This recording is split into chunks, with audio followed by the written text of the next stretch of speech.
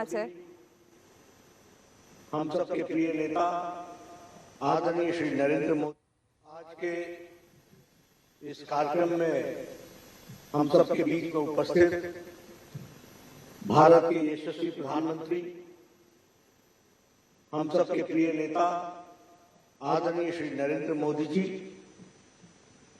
यहां उपस्थित हमारे राष्ट्रीय कार्य समिति और राष्ट्रीय पदाधिकारी के सभी सदस्यगण और हमारे सांसदगण और देश भर में लगभग 1800 स्थानों से जुड़े हुए हमारे भारतीय जनता पार्टी के प्रदेश के, जिला के और मंडल से भी जुड़े हुए हमारे कार्यकर्ता बंधु, यह हमारा सौभाग्य है कि आज हम सबको हमारे भारत के यशस्वी प्रधानमंत्री, हमारे नेता आदरणीय श्री नरेंद्र मोदी जी का मार्गदर्शन हम सबको मिलेगा।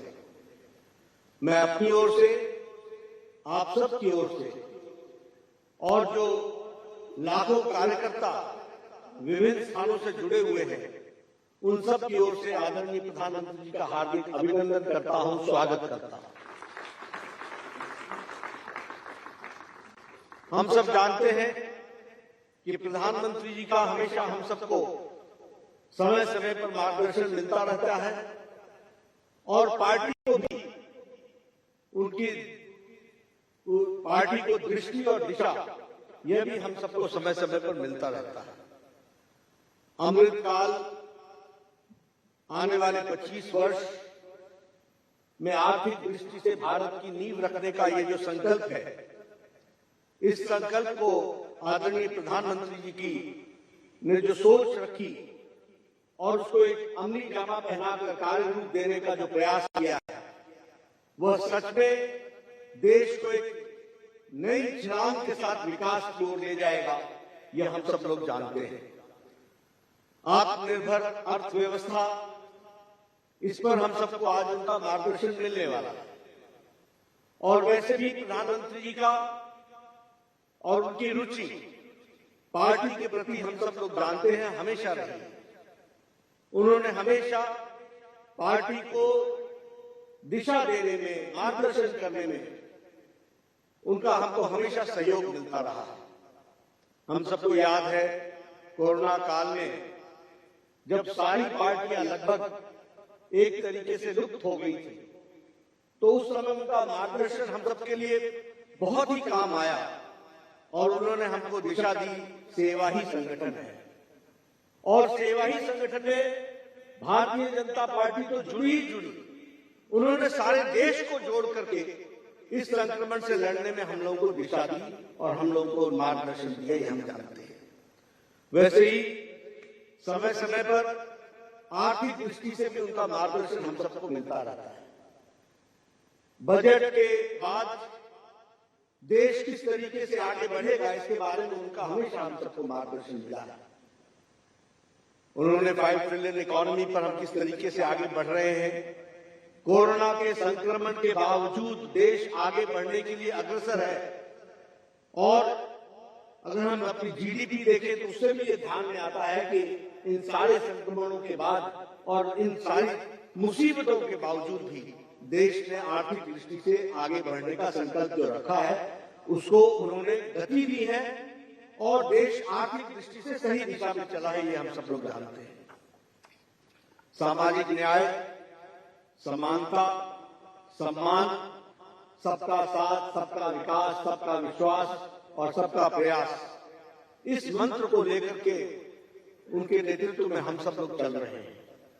और हम यह भी जानते हैं कि जो कल बजट रखा गया वो प्रो पीपल बजट रहा, प्रोग्रेसिव बजट रहा, प्रोडक्शन लिंक इंसेंटिव्स के साथ बढ़ने वाला बजट रहा, ईज ऑफ लिविंग, इस सिद्धांत को आम आदमी को अपने जीवन के यापन में कोई मुसीबत ना आए, बिना तकलीफ के वो आगे बढ़े और देश की अर्थव्यवस्था में भी अपना योगदान करे, इस बात को उन्होंने बहुत अच्छे तरीके से इस बजट में रखा है।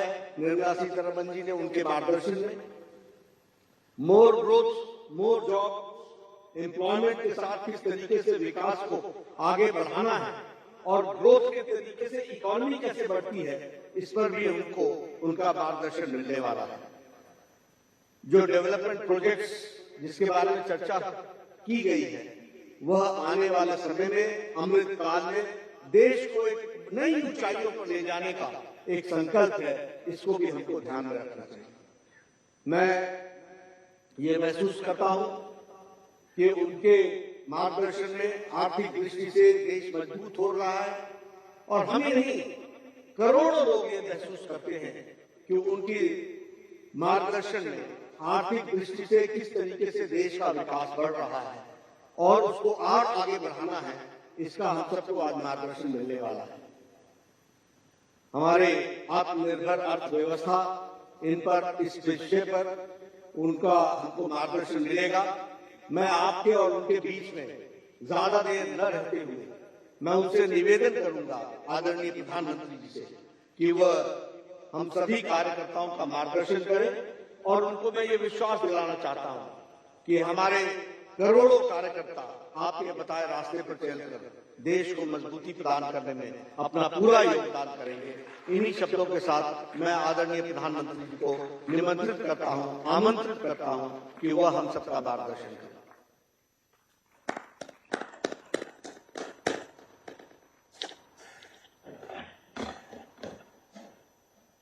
धन्यवाद आदरणीय अध्यक्ष जी। नमस्कार।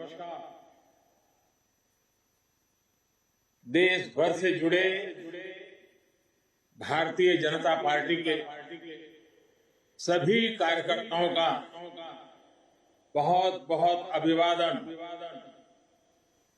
मैं सबसे पहले तो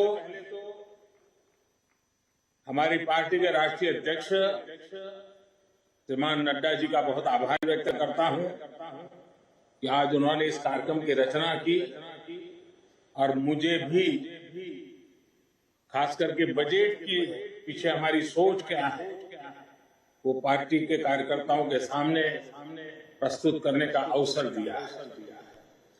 वैसे कल निर्मला जी ने बहुत ही खूबसूरती से, बहुत ही अच्छे ढंग से और बड़ी कोशिश करके कम समय बजट के कुछ पहलुओं को हमारे सामने रखा। बजट स्पीच में पूरा बजट तो संभव नहीं होता क्योंकि बजट अपने आप में एक बहुत बड़ा दस्तावेज होता है, बहुत बारीकियां होती है और सदन में उन सब चीजों पे बोलना संभव भी नहीं होता है। मैं भी आज आपसे जो बात करूंगा वो भी शायद बजट का एक बहुत छोटा सा हिस्सा बोल पाऊंगा क्योंकि इसमें इतने विषय होते हैं, लेकिन जब विभागवार चर्चाएं होती हैं और ये साल भर का काम है, उसको 1 घंटे में बता देना बड़ा कठिन होता है। फिर भी जब अध्यक्ष जी ने कहा कि इसके पीछे सरकार की सोच क्या है जरा आप बताएं तो अच्छा होगा, तो मैंने कहा ठीक है, पार्टी का आदेश मेरे सर आंखों पर है और आज लोकसभा भी दोपहर के बाद है, तो मैंने कहा ठीक है, अगर आज सुबह हम बात कर सकते हैं तो फिर इसलिए आज आपके बीच आने का मुझे मौका मिला है। साथियों, आज देश आजादी के 75वें वर्ष में है और इस समय 100 साल में आई सबसे बड़ी वैश्विक महामारी से आज हिंदुस्तान लड़ रहा है। कोरोना का ये कालखंड पूरी दुनिया के लिए अनेक चुनौतियां लेकर के आया है और एक प्रकार से दुनिया उस चौराहे पर आकर के खड़ी है जहां पर टर्निंग पॉइंट निश्चित है। आगे जो दुनिया हम देखने वाले हैं वो वैसी नहीं होगी जैसी कोरोना काल से पहले थी। जैसे द्वितीय विश्व युद्ध के बाद, सेकंड वर्ल्ड वॉर के बाद पूरी दुनिया में बहुत बदलाव आए, पूरा वर्ल्ड ऑर्डर बदल गया, वैसे ही कोरोना के बाद दुनिया में बहुत सारे बदलाव की संभावना है। एक नए वर्ल्ड ऑर्डर की संभावना है और इसके प्रारंभिक संकेत नजर भी आने लगे हैं। हम सब ने इस बात को मार्क किया होगा, अनेक कोने से सुना होगा, बहुत सी चीजें पढ़ी होगी, और आप भी दुनिया में कहीं जाते होंगे, मिलते होंगे तो आप भी अनुभव करते होंगे।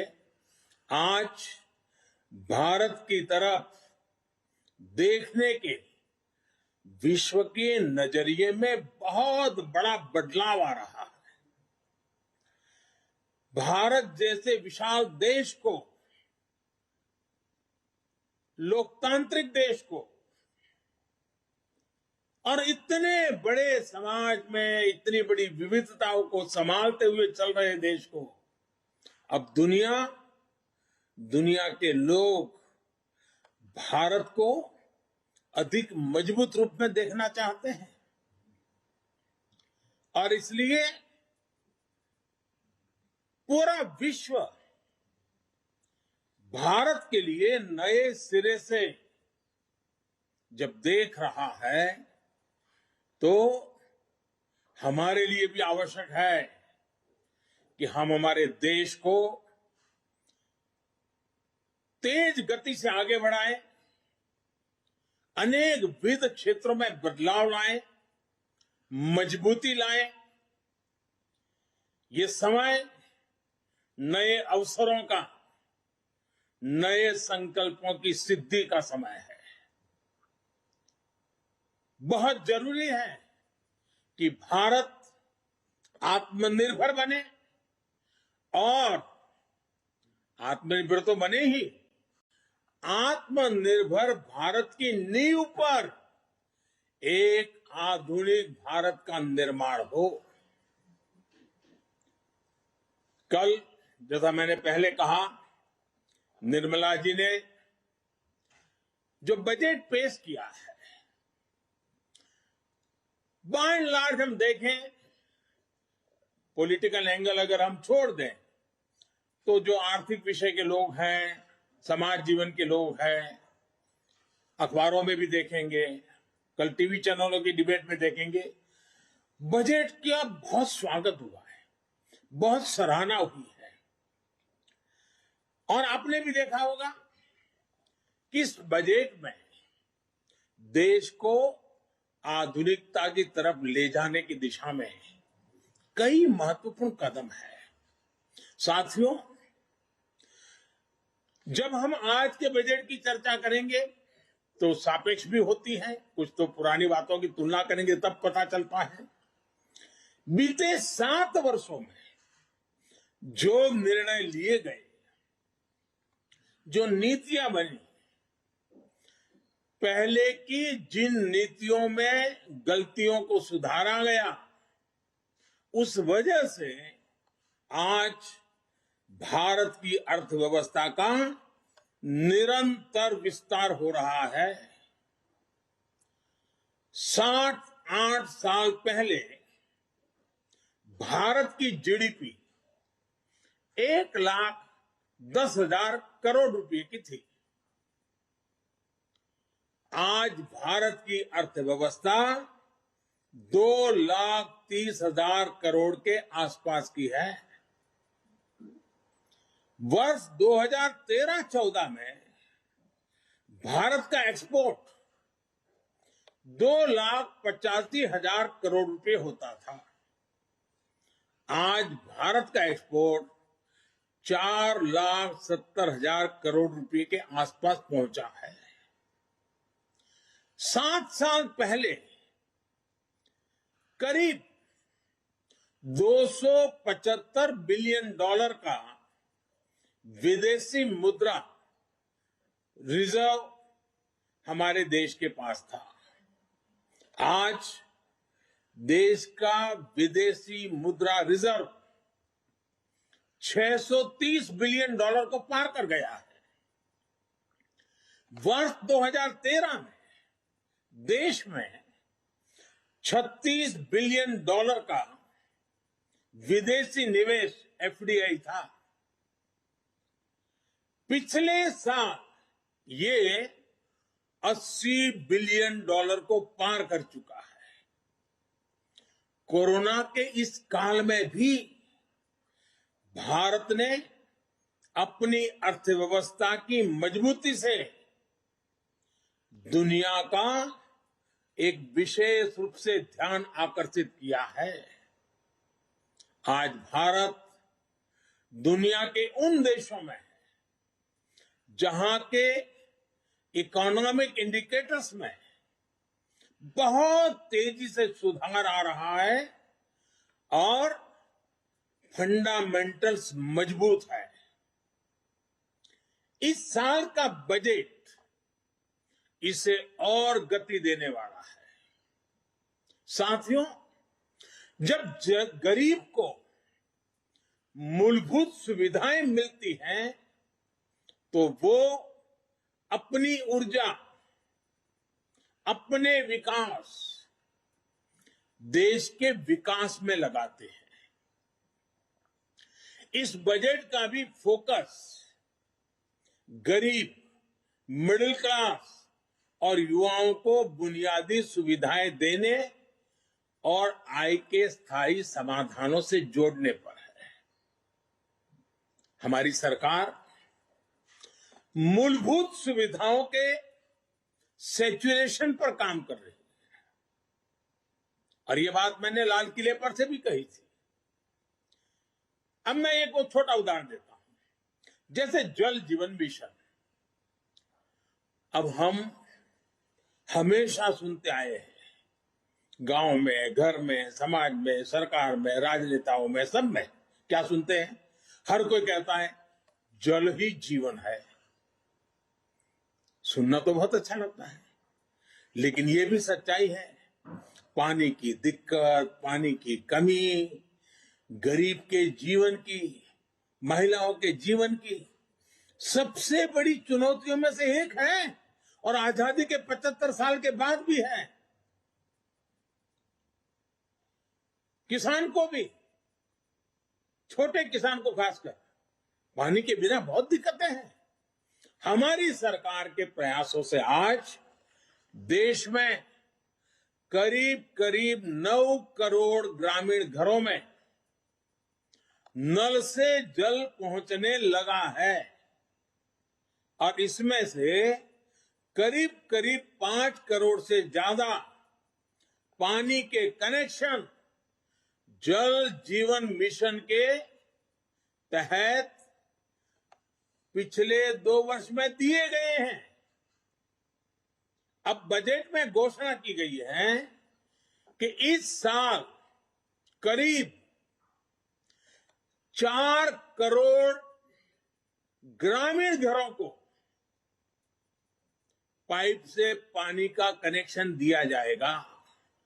और जब ग्रामीण घर की बात आती है तो उसमें अधिकतम समाज किसानी से जुड़ा हुआ होता है, खेत के काम से जुड़ा हुआ होता है। उसका समय बचेगा, माताओं बहनों का समय बचेगा, वो कृषि के समय में अपना योगदान दे पाएगी। इस पर पानी पहुंचाने के लिए, घरों में पानी, मेरी माताओं बहनों को कष्ट से मुक्ति दिलाने के लिए पहले करीब 40,000 करोड़ से ज्यादा खर्च किया था। अभी 60,000 करोड़ रुपए से ज्यादा खर्च किए जाएंगे। कभी हमारे देश में हमारी माताओं बहनों को, गांव को पानी के लिए 1 लाख करोड़ रुपया खर्च करके आगे बढ़ना ये छोटे निर्णय नहीं है। देश के अलग अलग हिस्सों में नदियों को लिंक करने के अनेक प्रस्ताव इस बजट में हैं। विशेष रूप से केन बेतवा को लिंक करने के लिए जो हजारों करोड़ रुपए का प्रावधान किया गया है, उससे यूपी और एमपी के जो बुंदेलखंड क्षेत्र है, हम रानी की झांसी का गर्व करते हैं ना, मैं उस बुंदेलखंड की बात कर रहा हूं। जिस खाजुराहो की चर्चा करते हैं, मैं उस बुंदेलखंड की बात करता हूं। वहां की तस्वीर बदलने वाली, पानी के अभाव में वहां के किसान के नौजवान बेटे रोजी रोटी के लिए कभी गुजरात, कभी महाराष्ट्र, केरल, तमिलनाडु तक जाना पड़ता है। ये केन बेतवा योजना किसान के जीवन में, खेती में तो बदलाव लाएगी लाएगी, किसान के जीवन में बदलाव लाएगी। और इस योजना पर लगभग 44,000 करोड़ रुपए खर्च होंगे। मेरे किसान भाइयों बहनों के खेत में पानी पहुंचाने के लिए ये आधुनिक युग का एक भगीरथ काम है। अब बुंदेलखंड के खेतों में और हरियाली आएगी। जवान बेटों को शहर में झुग्गी झोपड़ी में रहकर के मजदूरी में जिंदगी गुजारनी पड़ती है, वो खुले आसमान के नीचे अपने माँ बाप के साथ रह करके एक नई जिंदगी का प्रकरण लिखना शुरू कर सकते हैं। घरों में पर्याप्त पानी आए, खेत में पानी आए। साथियों, गरीब का बहुत बड़ा सपना उसका अपना घर भी होता है। इस साल के बजट में गरीबों के लिए 80 लाख पक्के घर बनाने की बात कही गई है और इस पर 48,000 करोड़ रुपए 48,000 करोड़ रुपए यानी करीब करीब 50,000 करोड़ रुपए से अधिक खर्च होंगे। गरीब से मुक्ति का ये भी एक, गरीबी से मुक्ति होनी है। गरीब गरीबी से बाहर आना चाहता है। जब घर मिलता है ना, उसका एक हौसला बन जाता है। हम कभी गरीबों की ताकत जानते नहीं थे। सिर्फ गरीबों का राजनीतिक उपयोग करने वाले लोग बहुत हुए इस देश में। एक छोटा सा प्रयास, जनधन अकाउंट। गरीब को जब जनधन अकाउंट मिला ना, उसका स्वाभिमान जग गया और लाखों करोड़ रुपए की बचत में गरीब भी आगे आया है। अगर एक जनधन अकाउंट उसकी जिंदगी बदल सकता है, तो गरीब को जब छत मिले, गरीब को जब घर मिले, तब उसका जीवन कितना बदल जाता है, इसका हम देख करके बता सकते हैं। जो भी उन परिवारों को देखेगा, उसका विश्वास बढ़ेगा। और इतना ही नहीं, सरकार जो घर बनाकर इन्हें देती है, वो घर इन गरीबों को एक तरह से लखपति बना देती है। मैं जब छोटा था, लखपति शब्द बहुत बड़ा लगता था। लखपति यानी कितनी बड़ी दुनिया है, सुनते ही कान खड़े हो जाते थे। लेकिन हमने जो गरीबों को घर दिया है ना, उसकी कीमत के हिसाब से देखे तो हमने पिछले 7 साल में 3 करोड़ गरीबों को पक्के घर देकर उन्हें लखपति बनाया है। जो गरीब थे, जो झोपड़पट्टी में रहते थे, अब उनके पास अपना घर है। पहले के मुकाबले हमारी सरकार ने इन घरों के लिए राशि भी बढ़ाई है और समय की ध्यान को रखते हुए घरों की साइज भी बढ़ाई है, ताकि बच्चों की पढ़ाई न छूट जाए, बच्चों के लिए पढ़ाई के लिए जगह मिल जाए। बड़ी बात यह भी है कि इसमें से ज्यादातर घर महिलाओं के नाम पर भी है, यानी हमने महिलाओं को घर की मालकिन भी बनाया है। साथियों, हम सामाजिक न्याय के लिए तो हमेशा काम करते हैं और इसे अपना दायित्व समझते हैं। जैसे समाज की भलाई के लिए सामाजिक न्याय बहुत जरूरी है, वैसे ही देश की भलाई के लिए भी देश का संतुलित विकास भी जरूरी है। भारत जैसे देश में कोई क्षेत्र पिछड़ा रहे, कोई इलाका अविकसित रह जाए, ये ठीक नहीं है। और इसलिए हमने आकांक्षी जिला एस्पिरेशनल डिस्ट्रिक्ट अभियान शुरू किया था। इन जिलों में गरीब की शिक्षा के लिए, गरीब के स्वास्थ्य के लिए, गांव की सड़कों के लिए, बिजली पानी के लिए जो काम हुए उसकी प्रशंसा संयुक्त राष्ट्र ने भी की है। अब इस बजट में घोषणा की गई है कि आकांक्षी जिलों में राज्यों के साथ मिलकर आकांक्षी ब्लॉक प्रोग्राम चलाया जाएगा, यानी उसे और नीचे ले जाया जाएगा। यानी विकास का लाभ आखिरी छोर तक पहुंचाने का एक वैज्ञानिक तरीका है और धन का सदुपयोग करने का, संसाधनों का ऑप्टिमम यूटिलाइजेशन करने का और फोकस एक्टिविटी करने का एक रास्ता है। ग्रामीण क्षेत्रों में ब्लॉक स्तर पर जरूरी सुविधाएं पहुंचे, इस पर सरकार का जोर है। साथियों, राष्ट्र की सुरक्षा के लिए हमारी सेनाएं,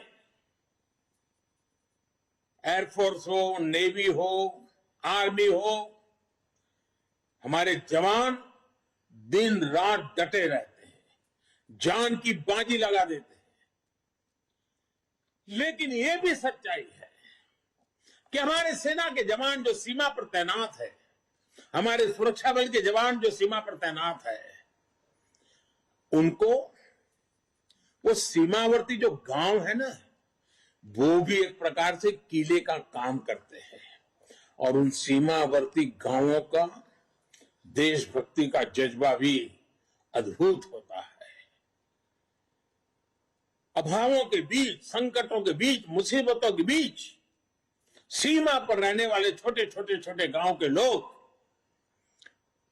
दिन रात देश की रक्षा के लिए सजग रहते हैं। अब समय आ गया है कि हमें हमारी राष्ट्र रक्षा की जो नीतियां है उसमें सीमावर्ती गांवों के नागरिकों की शक्ति को पहचानना होगा, उनके अहम रोल को जानना होगा। और इसलिए हमने ध्यान आकर्षित किया है कि सीमावर्ती जो हमारे आखिरी गांव है हिंदुस्तान के कोने कोने में, उन गांवों को विकास की यात्रा में पीछे नहीं रहने देना है। इस वजह से हम वर्षों से सीमावर्ती गांवों से पलायन होते भी देख रहे हैं। किसी भी देश की रक्षा के लिए यह पहलू ठीक नहीं है। इस बात को समझते हुए सीमा पर मौजूद गांवों के विकास के बारे में नए सिरे से सोचा गया है। एक होलिस्टिक अप्रोच के साथ हम आगे बढ़ना चाहते हैं। ऐसे गांवों में हर प्रकार की सुविधा हो, बिजली हो, पानी हो, सड़क का इंतजाम हो। इसके लिए बजट में विशेष वाइब्रेंट विलेज प्रोग्राम का ऐलान किया गया है। हमारे अनेकों सीमावर्ती गांव टूरिस्ट स्पॉट बन सकते हैं। वहां हम अच्छे प्रकार से होम स्टे का एक पूरा नेटवर्क खड़ा कर सकते हैं, जो हमारे लोगों को रोजी रोटी मिले। प्रकृति प्रेमियों के लिए भी ये हमारे सीमावर्ती क्षेत्र हैं, वो आकर्षण का केंद्र बन सकते हैं। और मैंने तो गुजरात में कच्छ में रणोत्सव करके देखा है कि अगर उन आखिरी गांवों को हम वाइब्रेंट बना दें तो सुरक्षा की दृष्टि से भी बहुत लाभ होता है। अब हमारा उत्तराखंड देखिए, उसकी सीमा ऊपर के गांव, हमारा लेह लद्दाख देखिए, हमारा अरुणाचल देखिए। ये वाइब्रेंट विलेज प्रोग्राम इन सभी गांवों को बहुत मदद करेगा। इसके साथ साथ होलिस्टिक अप्रोच होने के कारण एनसीसी का भी एक नया विचार हुआ है। एनसीसी के लिए खर्च होता है, बड़े शहरों में एनसीसी होती भी है। अब हमने तय किया है कि सीमावर्ती गांव, वो जो ब्लॉक होगा और वहां जो स्कूल होगी नजदीक में, हम एनसीसी का वहां केंद्र शुरू करेंगे, एनसीसी की गतिविधि चलाएंगे, ताकि ये सीमा पर रहने वाले बच्चे एनसीसी से ट्रेन होकर के भविष्य में आसानी से सुरक्षा बलों में जाकर के राष्ट्र रक्षा का नेतृत्व कर सकते हैं। इन पहाड़ी क्षेत्रों के हमारे बच्चों की ताकत बहुत बड़ी होती है। साथियों, राष्ट्र रक्षा से जुड़े एक और बड़े अभियान की बजट में घोषणा की गई है। ये है पर्वतमाला परियोजना। ये हिमालय के क्षेत्रों में आधुनिक कनेक्टिविटी और आधुनिक इंफ्रास्ट्रक्चर को विस्तार देने वाली है। इससे पहाड़ों में आवाजाही भी आसान होगी, टूरिस्टों के लिए जाने की सुविधा तो होगी। वहां अगर तीर्थ क्षेत्र है तो वहां जाने वाले तीर्थ यात्रियों को सुविधा होगी।